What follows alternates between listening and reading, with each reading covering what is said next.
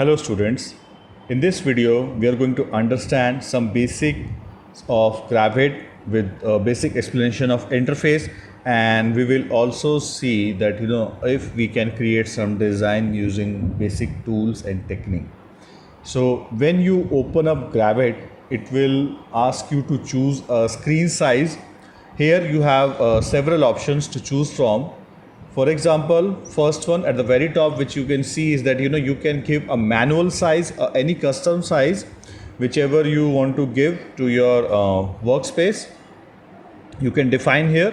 You can change the dimension of the workspace in the pixel unit. It is by default, so we'll let it be like this. So we have different sort of workspace sizes, or the canvas sizes to be precise. For example, for print media, we have these different paper sizes over here. Then we have web screen sizes. If we are creating any artwork for social media platforms, so you can see. So there are many different sizes available depending on the kind of output which you want to create.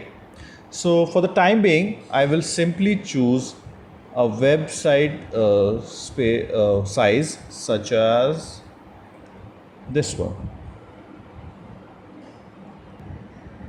So here you can see this is our canvas or the workspace. So this we are going to understand first, and then we will also try to understand about an activity. So at the very first, starting from the interface part, we have this menu bar over here where we have different menus providing us with different options. Underneath that, we have a toolbar which has different tool, which we will definitely going to explore step by step. Then on the left hand side, we have this layers tab. It shows us the components which we put, whatever we will draw on the workspace or the canvas. We can see all there in an order, the way we have designed that, and we can create it on the multiple pages as well. After that, on the right hand side, we have this inspector panel. So inspector panel basically shows us different options, and depending on the kind of design which you have created, or the shape which you have created, or the tool which you have selected. So as of now, nothing is selected. That means these options are more related to the workspace or the canvas. If I'll select any tool, let's say if I'll select any shape, so you can see that inspector panel has changed its options, okay, because right now it is showing the tools which can be related to the particular the options related to the particular tool which we have selected as the shape tool. If I'll draw a shape, then it brings some more options for that particular shape. So whatever is being in the selection, it shows the particular options or features for that particular thing which has been selected. So this we will also explore step by step going forward with the activity. Now let's start with the activity. So as you all know that in our very first session we have learned how to create a basic mask shape or the mask logo. So I have told you that we will create a shield sort of design in the form of mask, and that logo I will try to represent to spread the awareness about the corona pandemic, and we should always keep on the mask whenever we go outside, so that it can protect ourselves. So for this particular activity, I am going to choose pen tool over here. You guys can see this is the pen tool, and the shortcut also for this tool is P. So here we can see a small demonstration of this in the video, but let's try to use the tool manually, and we can see that how can we use that to create some artwork. So we'll click on this, and there are two ways by which you can create some design with the pen tool. First is that you can create any sort of shape or design with straight lines, and when you click on the starting point, then it will close the shape, and hence afterwards you can come to the inspector panel and you can fill any color inside that closed shape. This is something important. This we should make a habit of always making a closed shape if at some point it is not required, then only we should create the open shape. But most of the time definitely we will be creating some closed shape, so that we can fill the colors easily, we can give some border to the shape and so on. So this is the first way that we can create any shape with a pen tool with straight lines. So for that it's very simple. All we need to do is we need to click and move the mouse. Important thing to understand here that we should only click once when we are going to define the pointer where it should be placed. So for example, from this point to this point I want to create a line. I should just click once and leave the mouse button. So this way we can create a shape with straight lines using pen tool. Let's say we will select the pen tool again, and this time I click and drag. Okay, so this time I have clicked and then I have dragged the mouse. So you can see that as soon as I am dragging the mouse with the left button clicked, it is giving curve to the line.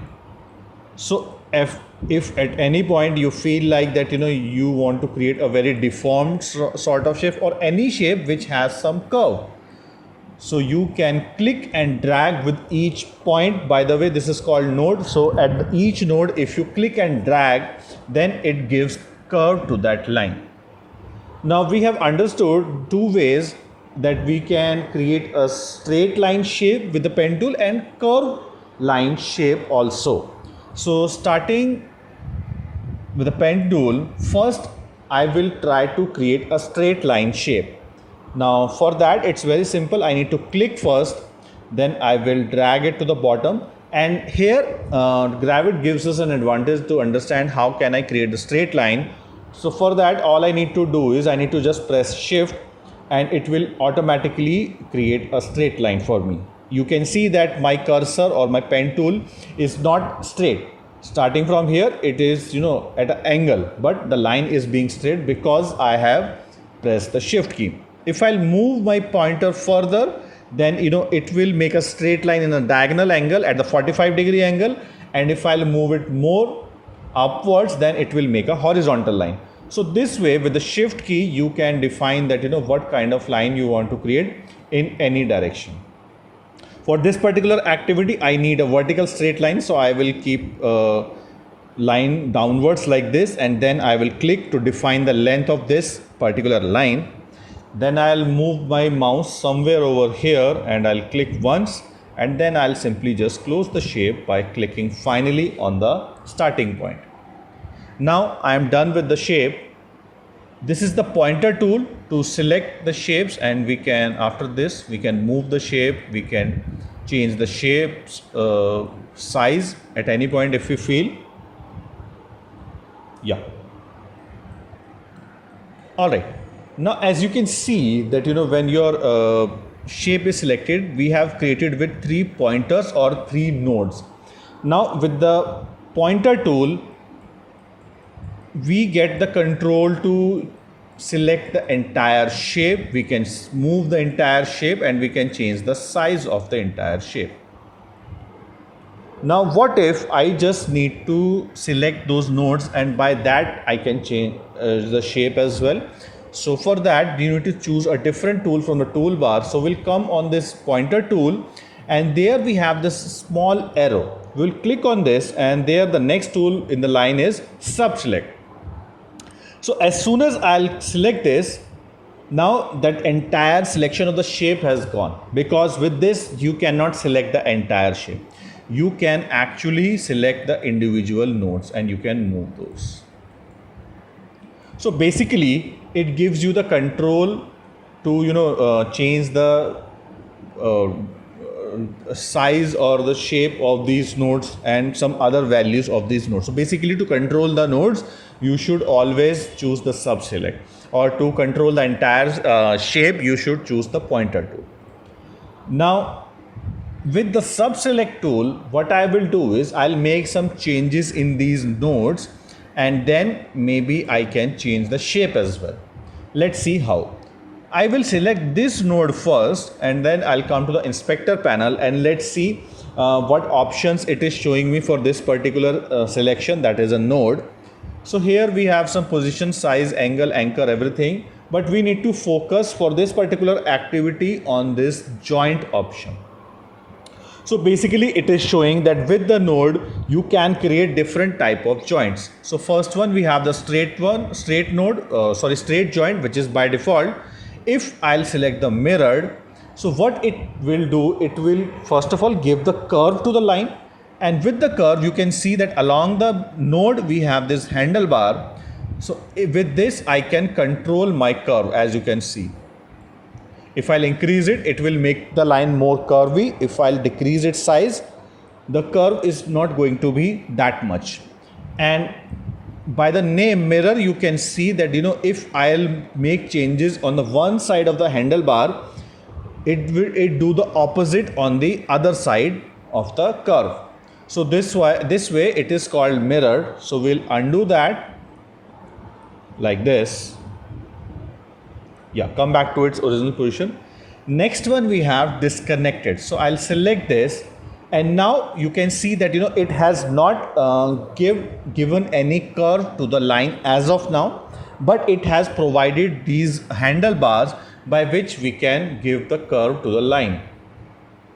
So for this particular activity I need this sort of control with the node. So I don't want to give a curve to this line. This I want to be perfectly straight, but only I want to give control to these particular lines. So for that I will keep this disconnected joint, and let's give some curve to the lines. This one a little bit outwards, and that's it.